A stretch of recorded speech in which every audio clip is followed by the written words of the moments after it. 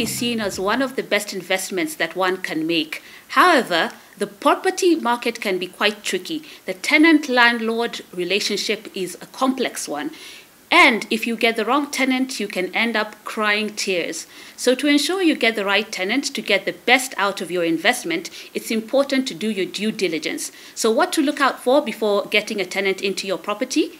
Today, we'll be discussing the tenant-landlord relationship and what to look out for to make sure you get the right tenants and get the best return on investment for your property. Welcome to the Property Simplified show. I'm Claire Munde. What are some of the steps you go through when vetting a tenant before you say, yes, I'm going to have you on my property? Yeah, that's very important. There are several things to look out when looking for a tenant. The first thing is that you must know where he or she works, where they get their income from. That's very important. After you establish where they work, it's good to do due diligence and ensure that you have verified and the employer has confirmed, yes, this is where they work and what kind of a person they are. And some landlords who prefer tenants who are family people, others prefer tenants who are young couples, others prefer old couples. It's all dependent on the property owner. For ourselves, the most important thing is the integrity of the tenants. So we would look at where they work, we'd look at their background, and we'd look at the size of their families, because if you've got a 3-bedroom house, for example, you want a certain size of family. If you've got a 2-bedroom house, you want a certain size of family. And then it's important to enter into lease agreements that are drawn by an advocate. Both sides read their sides of the contract and ensure that you're in agreement on your obligations and their obligation. And then when they come aboard, it's important to just track, keep in touch, have a reasonable and professional relationship, but just keep in touch and ensure that you know your tenant and your tenant knows you. How do you engage your tenant? Because some people say that they have a right to privacy, so some don't want to be called every other day. There are some you hear that they stop at the person's house. Yes. You are trying to enjoy your house and you find the landlord knocking your door or ringing the bell. So what is the line? Actually, there is a clause in the lease agreement that guarantees their privacy, because after you sign the contract and they start paying you rent, it's their property, technically. So you're not supposed to go in anytime you want. So if you need to inspect the house, you give them a notice. And there needs to be a reason for why you need to inspect the house. In my case, I only touch base to ask if there's anything they need. Is everything okay with the house? Is everything okay with the neighbors? Is there anything they feel needs to be? And because of that, they also give me feedback.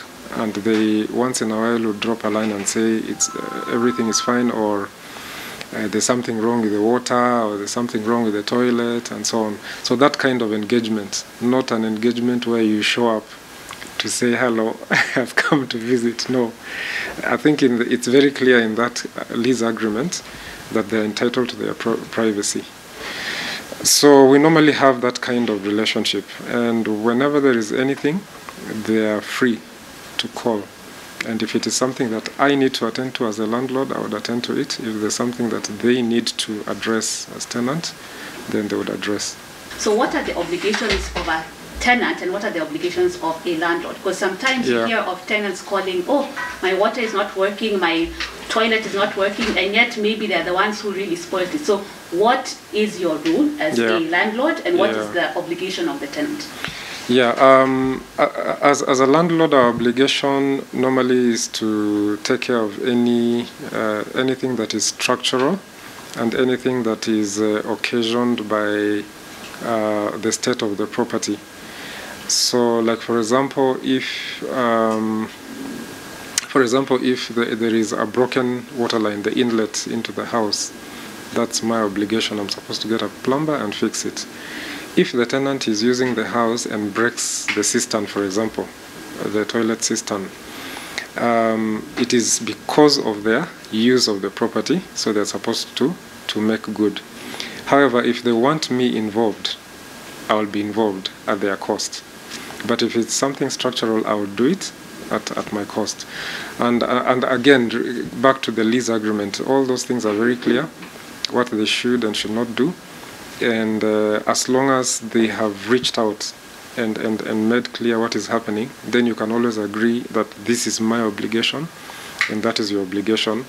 And if I'm to sort it out, like I normally prefer to do because I like to use the right professionals, then we just agree that X amount is what was used, and you can see this is the evidence. So you sort it out because it's your obligation, or I sort it out because it's my obligation. Yeah. You bring up a good point, because there are sometimes, let's say a tenant wants to leave the house and then they have to paint, they have to do a bit of fixing and whatnot. There are some tenants who say, oh, let me paint the house and then you give me back my deposit.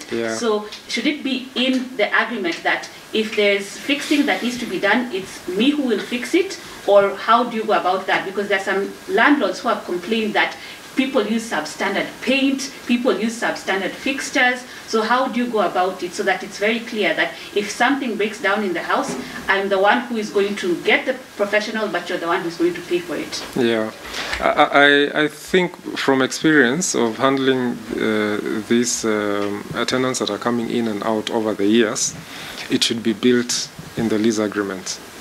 And because I have a background in the construction industry, I am aware of standards. Yeah, like for example, if painting is being done or repairs are being done, it's very important that they be done the right way. Paint is not just paint. There are very many types of paints. There are many suppliers who supply different qualities of paints. So because of my background, I'll be insisting on particular quality levels and brands.